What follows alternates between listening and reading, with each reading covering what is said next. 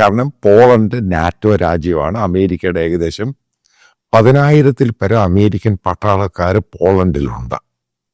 ഈ വാറുമായി ബന്ധപ്പെട്ടാണ് ഇത്രമാത്രം ഇൻക്രീസ് ചെയ്തിരിക്കുന്നത്. കാരണം പോളണ്ട് ഈ നാറ്റോയുടെ പ്രധാനപ്പെട്ട ഒരു സഖ്യരാജ്യമാണ്, നാറ്റോ മെമ്പറാണ്. അപ്പൊ ആദ്യ സമയത്ത് അത് ആർട്ടിക്കിൾ 4 എന്ന് പറഞ്ഞ സംഭവം ഉപയോഗിച്ചു. നാറ്റോയുടെ ആർട്ടിക്കിൾ 4 വ്യത്യാസമാണ്, ആർട്ടിക്കിൾ 5 സീരീസ് ആണ്. അപ്പൊ ആർട്ടിക്കിൾ 4-നകത്ത് ഇത് ഡിസ്കസ് ചെയ്ത് തീർക്കാം റഷ്യയുമായിട്ട്. കാരണം നാറ്റോയുടെ ഒരു രാജ്യത്തിന്റെ ടെറിട്ടറിയിൽ ഈ റഷ്യ നടത്തുന്ന ഈ ആക്രമണത്തിന്റെ സംഭവങ്ങൾ വന്ന് വീണു, അത് പോളണ്ടിനെതിരെ ഉപയോഗിച്ചു.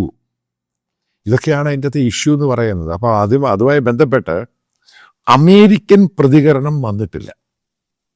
കാരണം പ്രസിഡന്റ് ട്രംപ് ഇതിനെപ്പറ്റി രൂക്ഷമായ ഭാഷയിലൊന്നും പറഞ്ഞിട്ടില്ല.